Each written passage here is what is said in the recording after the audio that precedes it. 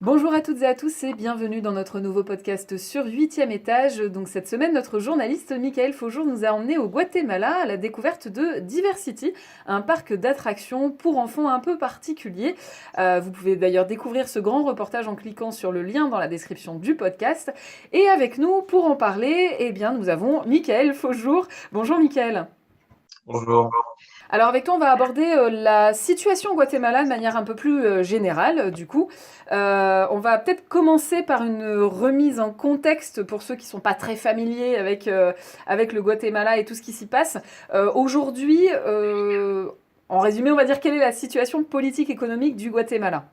En 2012, il y a eu des manifestations assez importantes qui ont eu lieu du mois de mars au mois d'août, qui,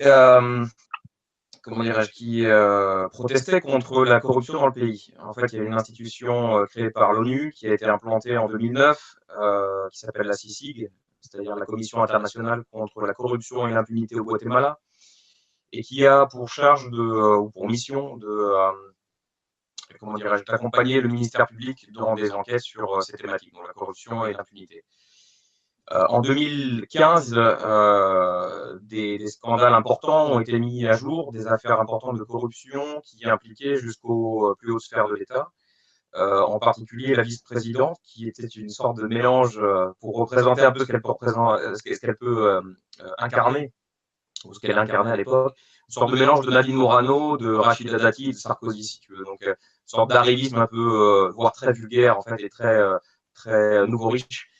Et la population avait développé au fil des ans une véritable un mépris vis-à-vis de cette personne, ce qui était justifié. Et donc, quand a éclaté le scandale au mois de mars, qui impliquait donc jusqu'à cette personne, un scandale qui avait trait à des détournements de taxes douanières à des profits privés, et qui l'impliquait. Donc, à ce moment-là, les gens sont descendus dans la rue, chose qui n'était jamais arrivée, pour ainsi dire, depuis des décennies.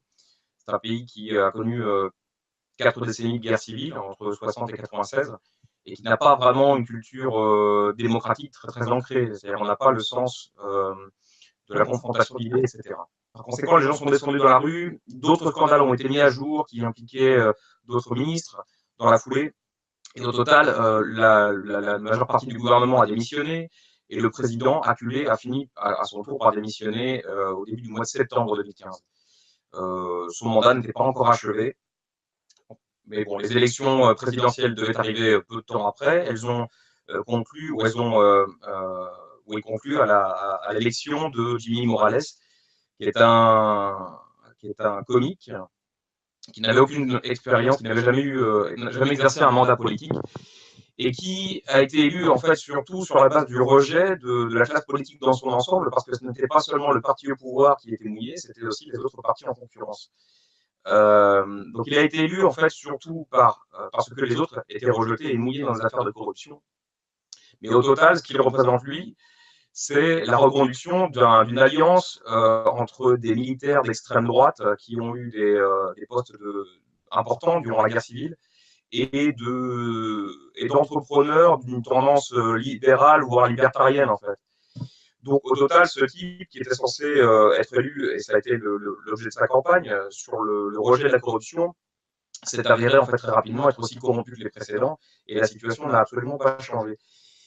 Euh, je raconte tout ça parce que ça permet de comprendre, si tu veux, l'arrière-plan de corruption, et aussi ce que je développe dans l'article, c'est-à-dire la question de l'imaginaire politique des classes moyennes.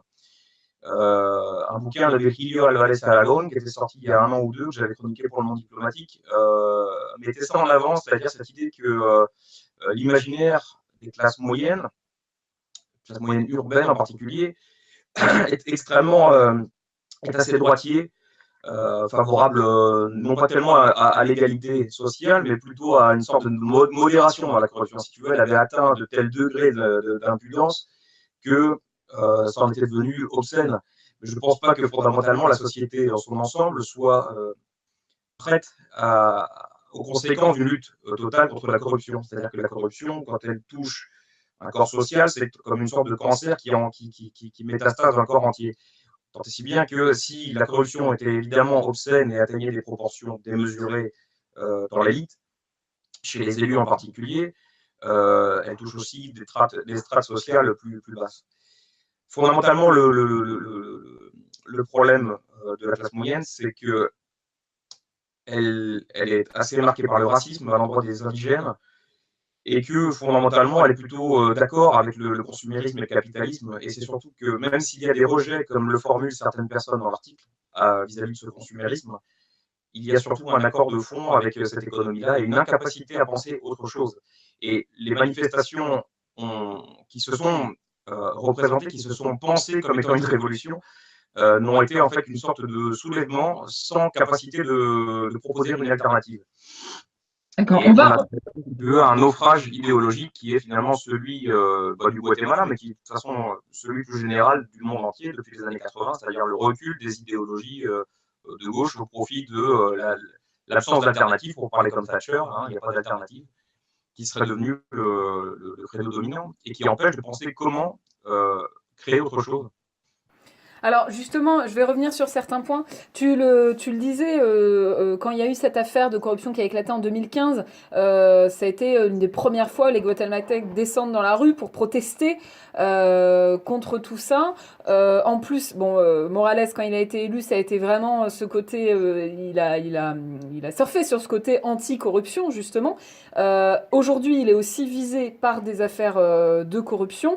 Les Guatémaltèques, comment ils se positionnent? Est-ce que du coup ils ont l'impression que les choses finalement n'ont pas évolué, que la corruption est toujours aussi présente?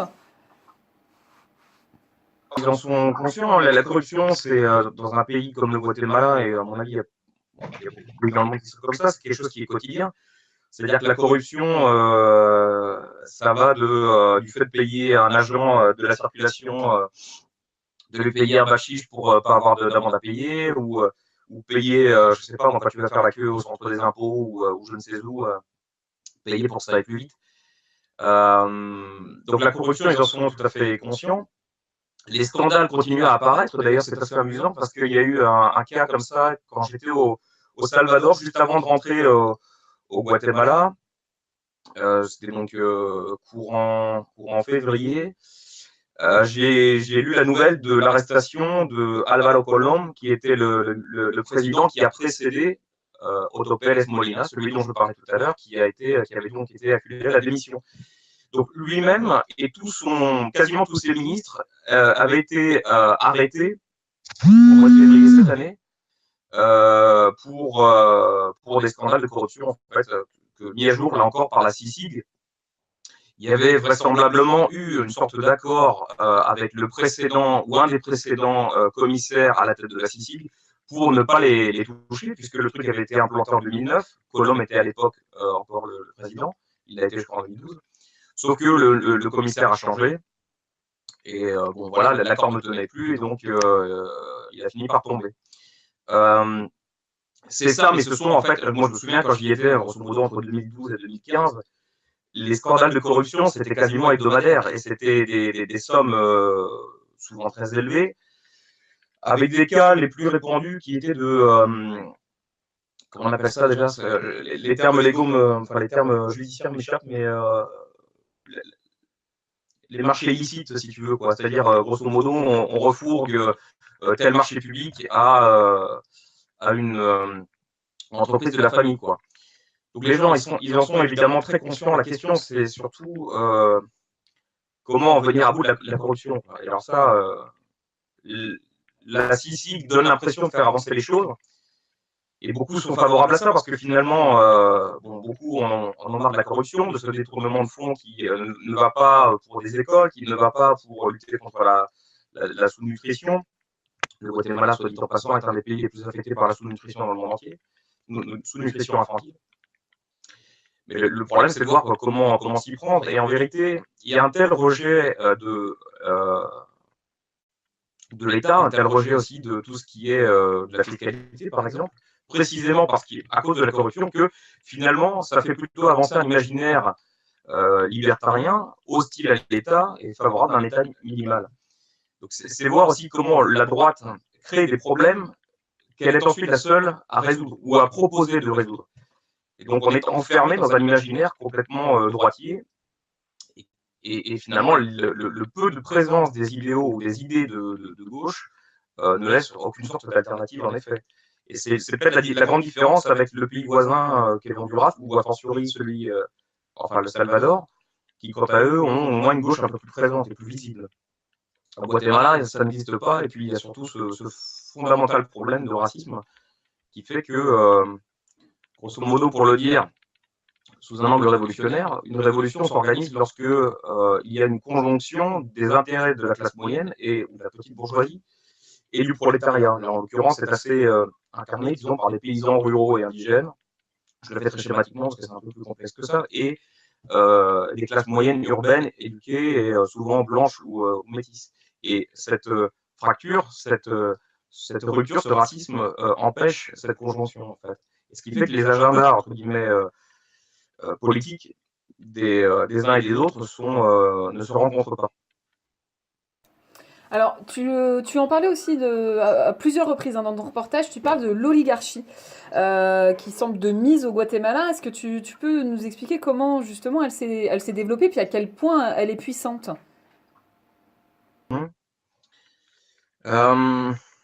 L'oligarchie, si tu veux, fondamentalement, ça renvoie à la colonie, c'est-à-dire à la présence des Espagnols qui sont arrivés au XVIe siècle, qui se sont installés, qui se sont emparés des terres et qui ont dominé donc les indigènes.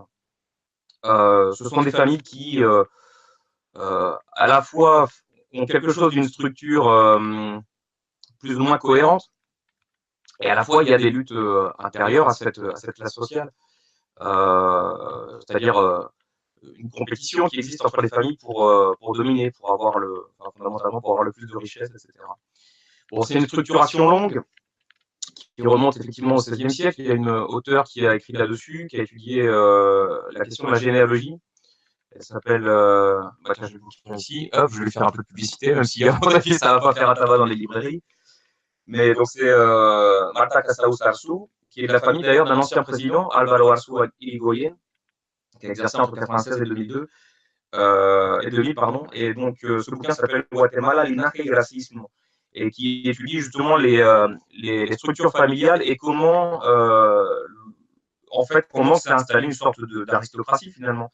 C'est-à-dire que ça fonctionne de la même façon, c'est-à-dire un système exclusif avec une sorte de cooptation à travers les mariages, à travers des alliances commerciales qui protègent ou qui n'incluent que une classe dominante largement blanche qui a pu certes intégrer quelques éléments plus ou moins métis ces dernières décennies, et puis qui a surtout intégré des vagues d'immigration plus récentes, des Italiens, c'est le cas de la famille Nobel, là, si je ne me trompe pas, qui possède le monopole sur le ciment en particulier, ou c'est le cas de, je ne sais pas moi, d'Allemands d'ailleurs. Enfin voilà.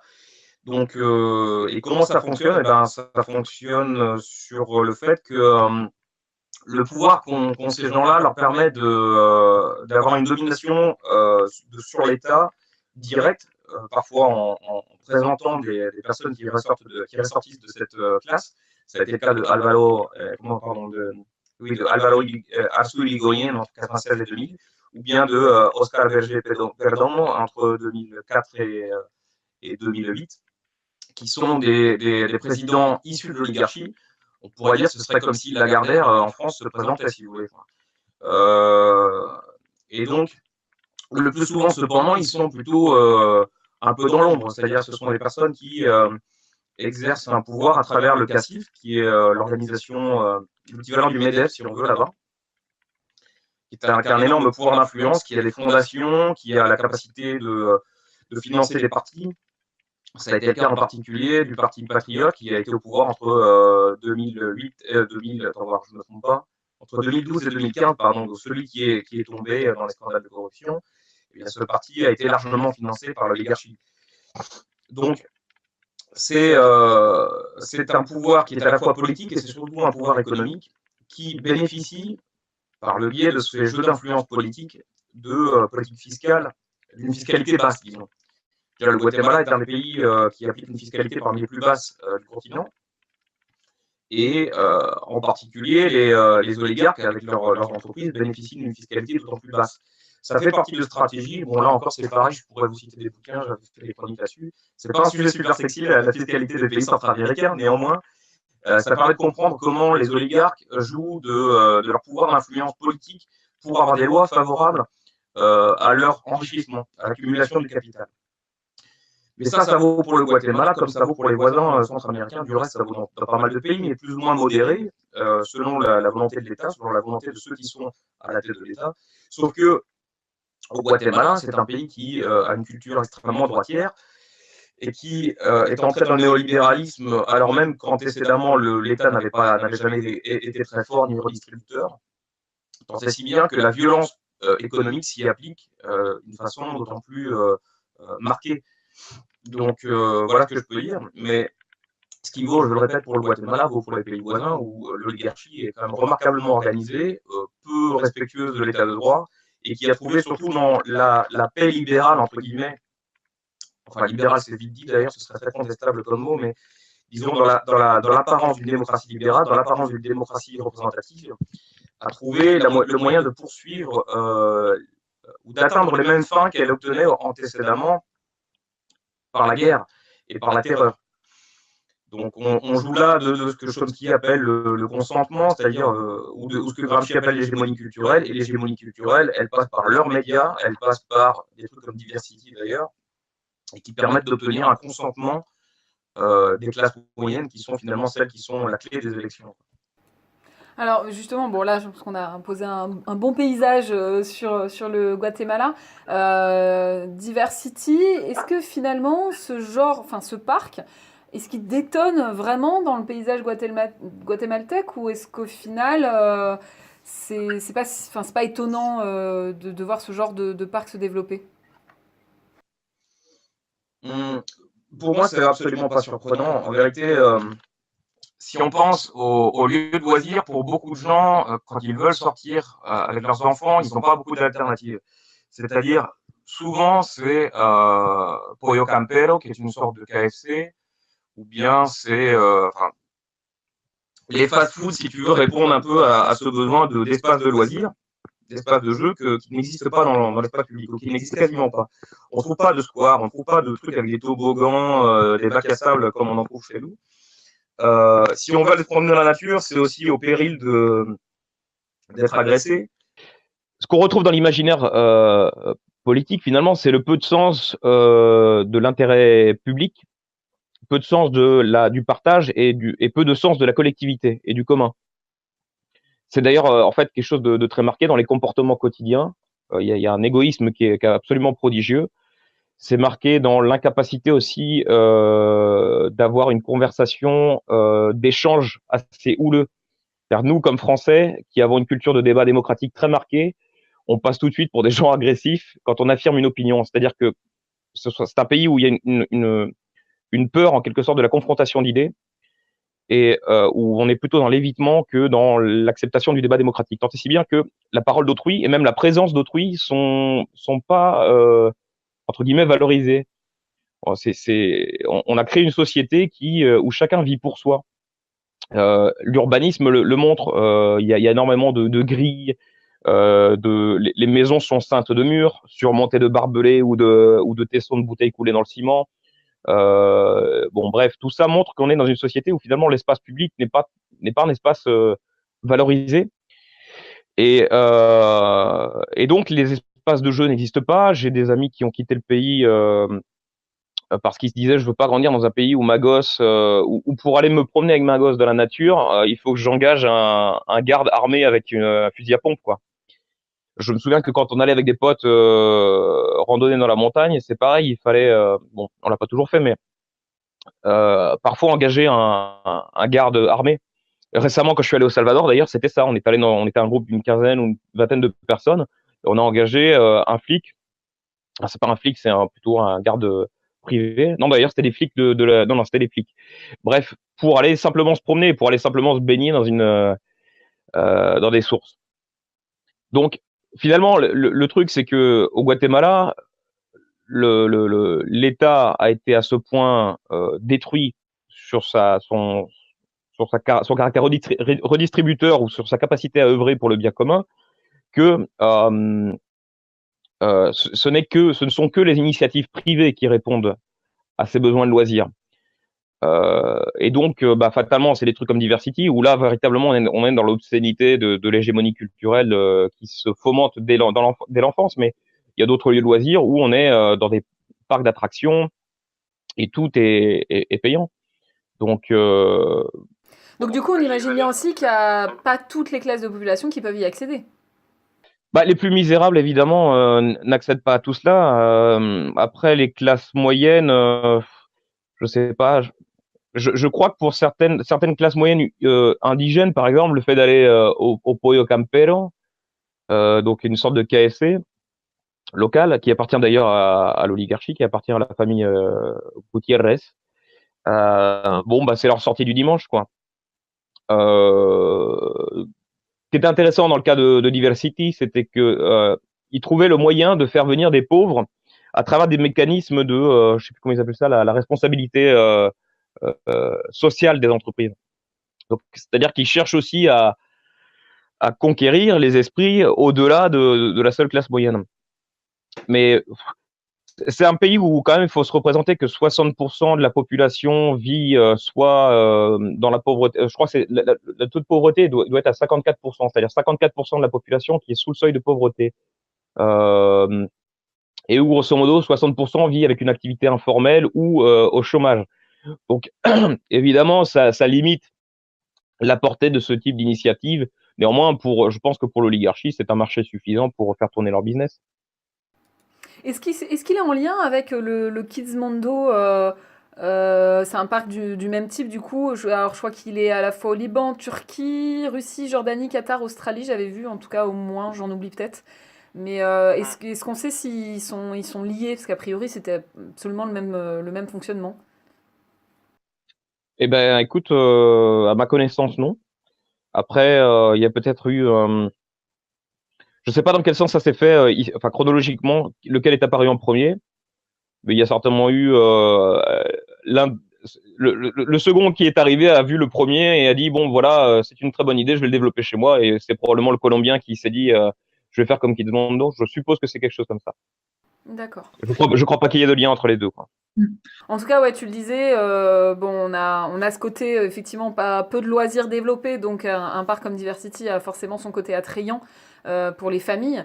Et puis aussi, ce côté un peu désillusion, on va dire, de la population par rapport à la situation politique du pays. On a vraiment l'impression, finalement, il y a pas enfin, pas de voie de sortie, en tout cas, qui est envisagée pour le moment.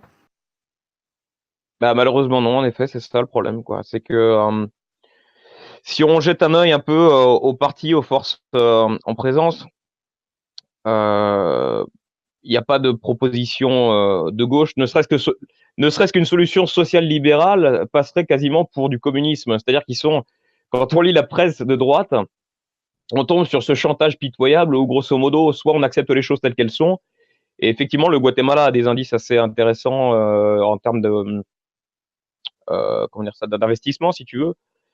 Euh, ou soit si on n'accepte pas cet état de fait, eh bien on est en faveur du Venezuela et vous voyez l'état du Venezuela, vous voyez ce que ça donne le socialisme, ce qui est une façon extrêmement simplifiée de présenter les choses. Ou bien alors il nous parle de Cuba, où tout de même il y a pas de gens qui meurent de faim comme c'est le cas au Guatemala. Donc le problème c'est bien ça, c'est l'absence d'émergence d'une force de gauche qui constituerait une alternative. Du reste, le président le plus à gauche qui a eu lieu, enfin qui était élu ces 20 dernières années, ça a été Alfonso Portillo, qui a exercé entre 2000 et 2004. Et ce qui est intéressant, c'est que c'est à travers des solutions libérales qu'il a réussi comment dire, à contrer, si tu veux, la domination de l'oligarchie.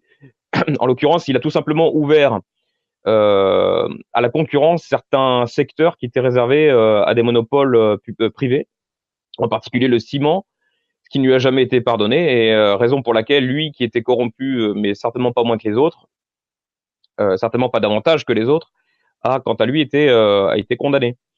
Et d'ailleurs, il a été jugé, c'est assez symptomatique, aux États-Unis, je ne sais plus pour quelle affaire exactement, mais comme si finalement la justice du propre pays n'était pas capable de faire les choses correctement. Mais C'était le président le plus à gauche, mais pourtant les recettes qu'il appliquait étaient plutôt libérales. Il a réussi à maintenir, par exemple, qu'on appelle ça le panier de la ménagère entre guillemets stable pendant 4 ans. Donc c'est une chose qui lui a été qui fait qu'il reste assez populaire dans les classes populaires et moyennes. Enfin classe populaire d'ailleurs surtout. Ok. Ok, bah écoute, on va rester là-dessus. Je pense qu'on a bien donné une idée, en tout cas, à nos internautes de la situation au Guatemala et de son évolution. Je te remercie beaucoup, en tout cas, Michael, d'avoir participé à ce podcast. Merci à toi. Je rappelle donc bien évidemment à tous nos internautes que ce grand reportage sur Diversity est disponible. Il suffit donc de cliquer sur le lien dans la description du podcast. Et je vous dis donc à la semaine prochaine pour un nouveau podcast sur 8e étage.